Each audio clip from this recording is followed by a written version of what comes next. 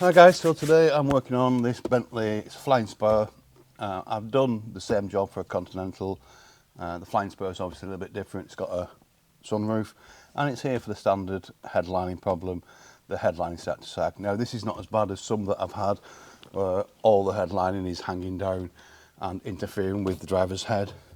This is just in the back, but I have to do the same thing. I've got to remove the whole headlining.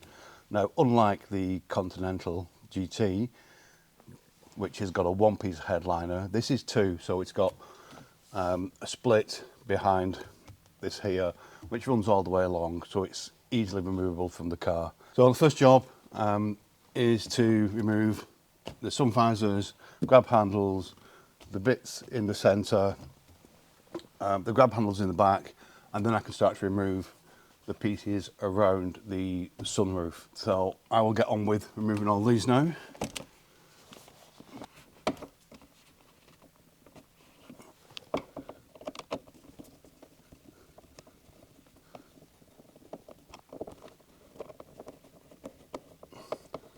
So just like the Continental GT, all these are held in the same way. The sun visors are all Torx. The grab handles are, I think it's 8mm.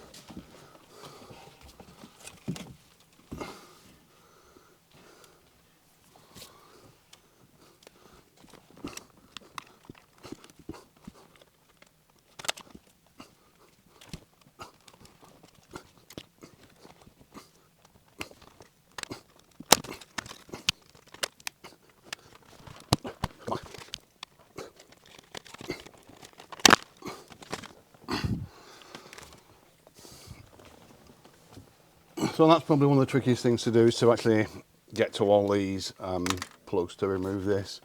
Quite fiddly, but it's out.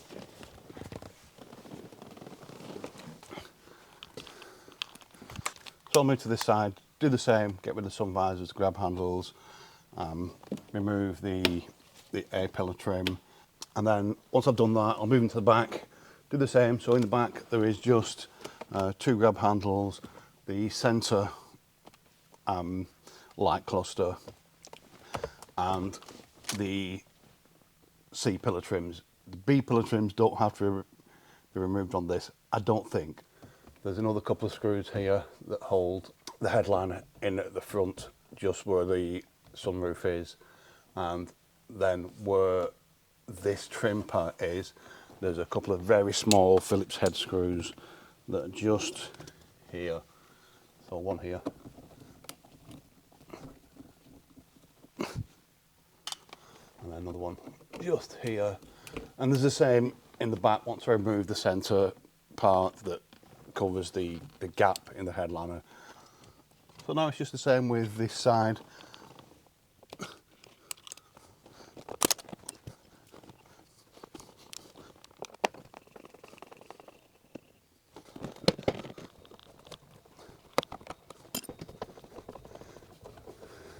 So on jobs like this, I would never use a electric screwdriver, drill, whatever. Just because if you slip, then there's a chance of puncturing the leather. Always use a screwdriver.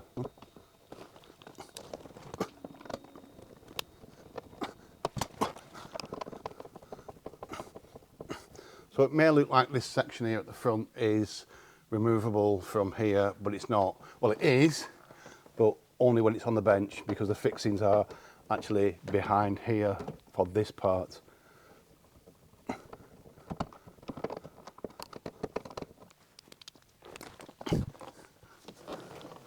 And always use plastic tools when you can on things like leather. It's quite easy to damage it.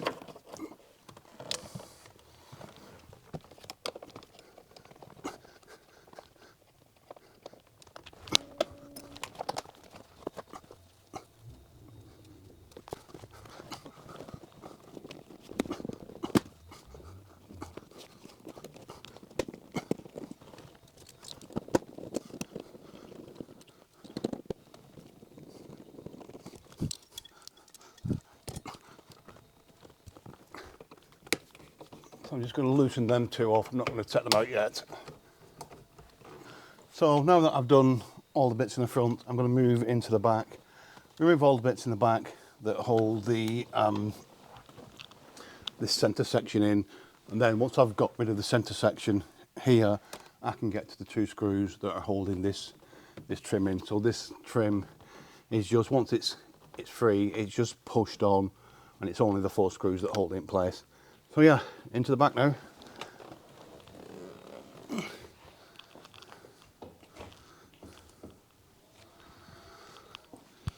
So I've now removed all the pieces here that hold the headliner up. I need to get onto this side now and do the same. So I need to get rid of the grab handle, release the bolt on the C-pillar trim, and then drop the headliner. Now I need to be quite careful at the back here, because the element for the heated window, which is only at the very, very top, is quite fragile. So I need to be very careful when dropping the headliner here. I think it's on this side, so I'll be fine on that side. So I need to get rid of these, undo these 2 very small screws that are here. They hold the trim. They are tiny. Not sure how well you can see how small that is.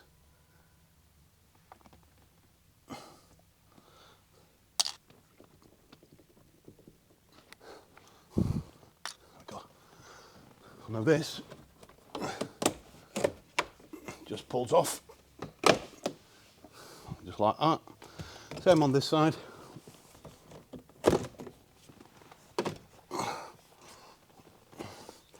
I'll move these out of the way. Now I can remove the 2 screws that are here. So there's one on this side here, one on this side here, and you can see that it's starting to sag here.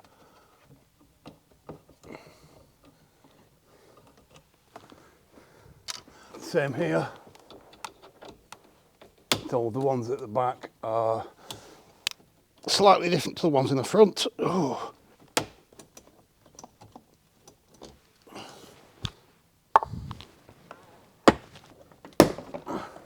You can see now this side is loose.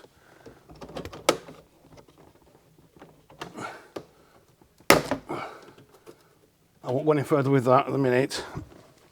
Now this centre part of the headliner here at the back is just held up with fir tree clips. So there's some fir tree clips that hold it to the roof of the car at the back. So I'll release those.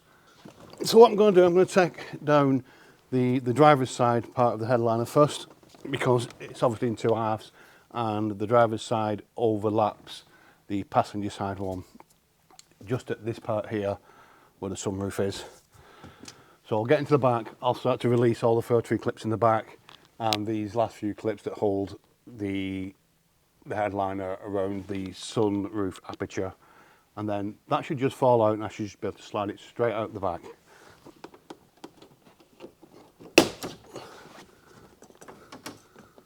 So that is completely free at the front, as you can see. Torch.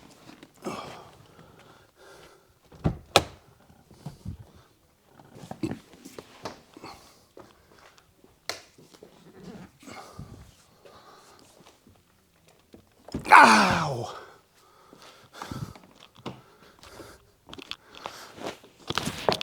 Oh, I just trapped my finger in the door.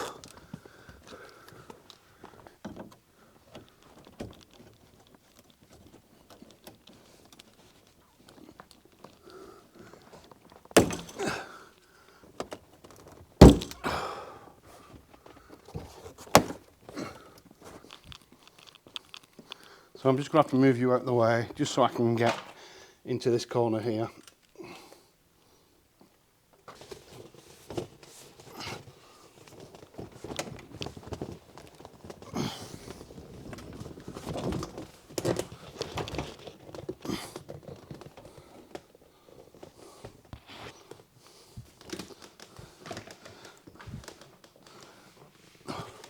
So that's the first half out. So it's not that big. I'll put it on the bench now and get the other half out.